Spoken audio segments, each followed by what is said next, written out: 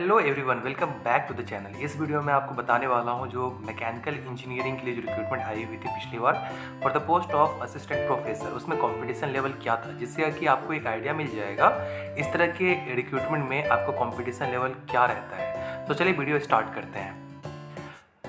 Analysis start करने से पहले मैं आपको प्रीवियस रिक्रूटमेंट का थोड़ा डेटा देना चाहूँगा। आप यहाँ देख सकते हो जो प्रीवियस जो रिक्रूटमेंट आई हुई थी वो टोटल 263 पोस्ट के लिए रिक्रूटमेंट आई हुई थी, जिसमें आपका इंटरव्यू कॉल आया हुआ था 797 कैंडिडेट को, और इंटरव्यू में प्रेजेंट हुए थे टोटल कैंडिडेट 779। इसको मैं एक फॉर्मेट में सजा के मैं आपको भी दिखाऊँगा।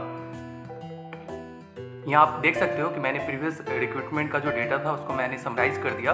यहाँ आप देख सकते हो टोटल नंबर ऑफ सीट 263, जिसमें जो कैंडिडेट जो एमसीक्यू टाइप के जो रिटन एग्जामिनेशन हुआ था वो जो क्वालिफाई किए थे और जिनको इंटरव्यू कॉल आया था वो टोटल नंबर ऑफ कैंडिडेट थे 797, और कैंडिडेट जो इंटरव्यू में अपीयर हुए थे वो थे आपके 779, और 18 कैंडिडेट इंटरव्यू में एब्सेंट हो गए थे।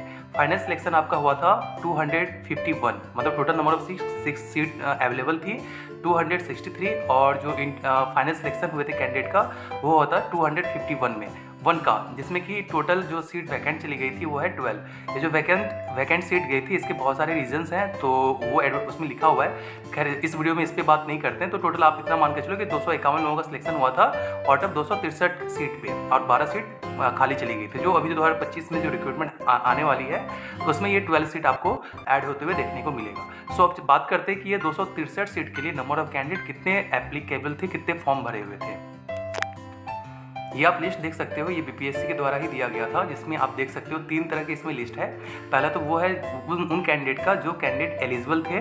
उसके बाद आपको सेकंड में आपको दिखेगा लिस्ट जो प्रोविजनली एलिजिबल थे, मीन्स जो फॉर्म भरते समय कुछ प्रॉब्लम हो गई थी उनको, लाइक किसी का एमटेक डिग्री अटैच नहीं हुआ था या फिर कोई इन्फॉर्मेशन गलत हो गया था, तो उनके लिए प्रोविजनली सिलेक्टेड एलिजिबल कैंडिडेट का लिस्ट निकला हुआ था।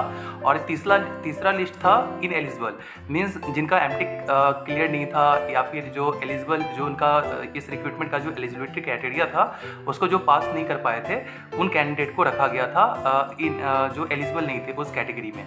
सो यहाँ पे 3 तरह का लिस्ट आपको देखने को मिलेगा। मैं जो भी एनालिसिस करने वाला हूँ उसमें जो एलिजिबल कैंडिडेट थे और जो प्रोविजनली एलिजिबल कैंडिडेट थे, मैं दोनों को मिला के नंबर ऑफ कैंडिडेट जो होगा मैं आपको अभी बताने वाला हूँ। ये जो आपका लिस्ट है ये आपका देख सकते हो, ये सारे एलिजिबल कैंडिडेट का है। इसके बाद आपको यहाँ पे कुछ और PDF आगे जाएंगे तो यहाँ पे आपको दिखेंगे list of provisionally eligible candidate, means ये सारे उसमें तक एलिजिबल नहीं थे, बाद में इनको प्रोविजनली एलिजिबल किया गया, और फिर इनका जो कुछ क्वेरीज था, मतलब कुछ जो प्रॉब्लम थे इसमें इनको प्रोविजनली एलिजिबल क्यों किया गया, जो इनको रिमार्क में देख सकते हो। और फिर इन लोगों को टाइम दिया गया था कुछ कि आप इस सारी चीज़ को, प्रॉब्लम को दूर करके आप फिर से अप्लाई कीजिए, और फिर इन लोगों को इसमें से मोस्ट ऑफ द कैंडिडेट को फिर से एलिजिबल कर दिया गया था रिटन एग्जामिनेशन के लिए। तो चलिए बात करते हैं डेटा एनालिसिस पे।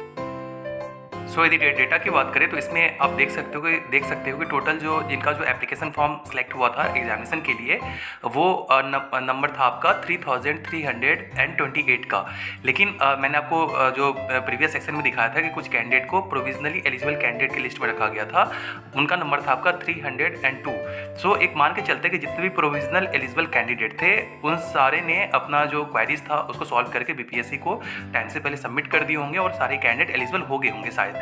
ठीक है, तो यदि दोनों प्रोविजनल एलिजिबल कैंडिडेट और जो पहले से एलिजिबल थे दोनों को समराइज कर देंगे तो टोटल होता है 3630। सो हमारे पास टोटल नंबर ऑफ सीट थी 263। यदि इच कैंडिडेट की बात करें तो एक सीट पे आपका 13 कैंडिडेट का कंपटीशन देखने को मिल रहा है, competition level 13 candidate for each seat. So यहाँ पे आप देख सकते हो कुछ ज़्यादा मतलब नहीं है, below the moderate competition level आप कह सकते हो। और इस तरह के कंपटीशन, इस तरह के एग्जाम्स में आपको इस तरह का ही कंपटीशन लेवल देखने को मिलता है, क्योंकि इसमें बीटेक और एमटेक दोनों ही डिग्री का रिक्वायरमेंट होता है। सो 2025 में जो आपके वैकेंसीज आने वाली है उसमें आपको ऐसा ही कुछ देखने को मिल सकता है। सो देखते कुछ भी इन्फॉर्मेशन आएगा मैं अपलोड कर दूंगा। तब तक के लिए आप चैनल को सब्सक्राइब कर लें। मिलते हैं नेक्स्ट वीडियो में। Thank you so much, take care, bye.